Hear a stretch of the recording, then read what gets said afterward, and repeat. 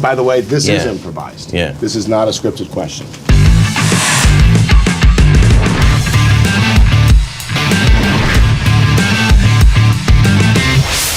Hi, welcome to Movie Phones Unscripted. I'm Vince Vaughn, and I'm here with Kevin James and Ron Howard to talk about our film, The Dilemma.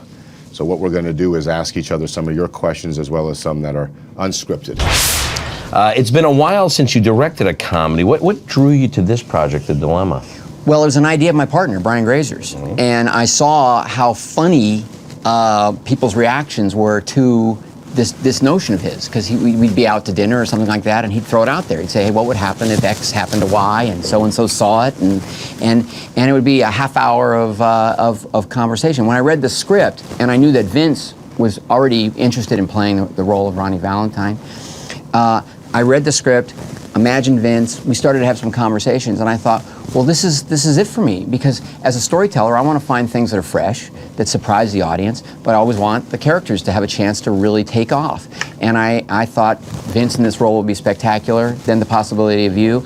If I'm going to do another comedy, hey, you know, why not play with the Hall of Famers? Oh, that was nice. That is sweet. As a seasoned comedian, I mean, did you write this? I don't As know. a seasoned comedian, what tips do you have for Winona Ryder and Jennifer Connelly, who are dramatic actresses? Well, anytime you're trying to do comedy, and I love that they were dramatic in it, and there were no tips. There were no tips. Actually, I was learning from them in it, and it was, the comedy was coming from the scene, and it was coming from the script. So I honestly believe that the more true you were in the scene, the funnier it was. It was written that way. So to you know, I don't know what tips I would say, you know, to go bigger, and it wasn't necessary. The script itself was getting the laughs, so just play it as real as possible, I guess. And I would watch them and say, you know, to be more dramatic, am I playing too big? Am I too, you know, just try to get lost in the scene with them. And they were so great at, you know, interacting with me, and I felt very comfortable that you do get lost in it. And then I think the comedy just comes or it doesn't, you know, but I felt like it did come with them, so it was great.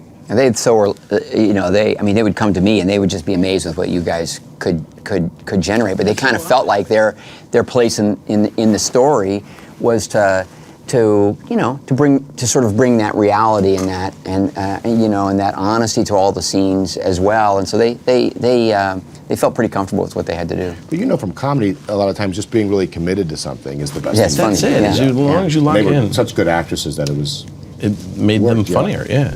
I've never worked with an actor who's you know, more brilliant improvisationally, and not just in the comedy, but also in just the telling the story. And I've worked with some really great ones: Michael Keaton, Wilford Brimley. I mean, the people who are, you know, remarkable, and I remember them very fondly. So here's my question to you: when you were a kid in school, and it was your turn to give, like, the report, what I did over the vacation, anything like that. Yeah. Did you run amok? Was this a gift of yours from the time you were a kid? Or what's interesting about that is, I think, you know, I had struggled in areas with learning in school in certain things. So like math would be very complicated for me. So I think verbally I became sort of put more energy into that because it was easier for me.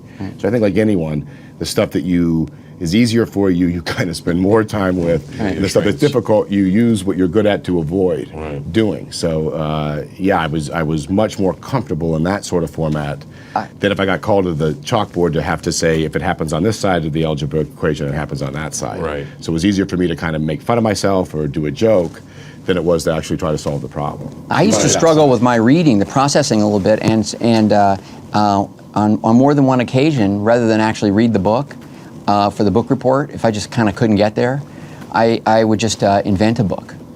And just, it was easier for me to cook up a plot and synthesize it into a few sentences and make up a fake author and explain why I thought it was thematically interesting than it was to actually sit down and just read a book. That's pretty cool. Well, if you could star on any current reality show, which would it be?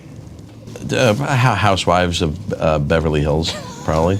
I just want to be taken care of, and it feels, Beverly Hills is certainly a nice city to live in, and you know, I'm tired of doing all the work. I just like to, you know, reap some of the benefits of, you know, having someone go out there and make it happen for me. Vince, have you been in a situation like your character where you had to tell a friend something uncomfortable or hurtful, and did you tell him or her? I never was in that situation where I saw something like Ronnie did, where I had to tell somebody. You know, you've been there for your friends, of course, when they've gone through things like that, Right. on that kind of side of stuff. But I've never been in a situation where you found out that kind of information and you've had to be the one sort of on the line to do that. Right. But, you know, I think with all of us, your imagination's the best thing you have. So you can really certainly go, this is how I feel towards my best friend. Right. This is their makeup. I can tweak that a little bit to go, what if they were overly this way or that way? You Right. know the reaction you get, and so you sort of build on that, so you have close friendships. But I never actually had to do the actual seeing. Yeah. Have you guys been in How that? about you? Ken? How about No, even little I- things? I mean, you know, sometimes there are all those little You know, uncomfortable I've conversations. gone and I've said, Uncomfortable situations. well, I've gone and I've said, I don't know that if this person is right for you. I don't have like. you? I don't like. I don't like the Unsolicited? Like- Unsolicited. Wow. If they're close.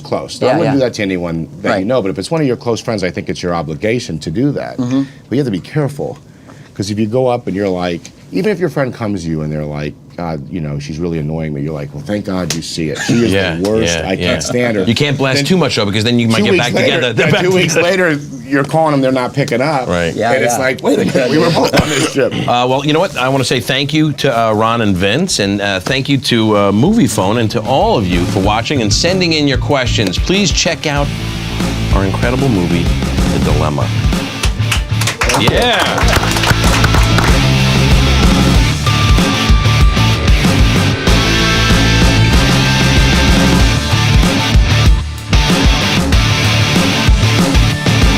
When you're dancing, it's not about the comedy then, no. You've got to focus and you lock in, you know. I don't think funny. I think more beautiful mind when I'm dancing.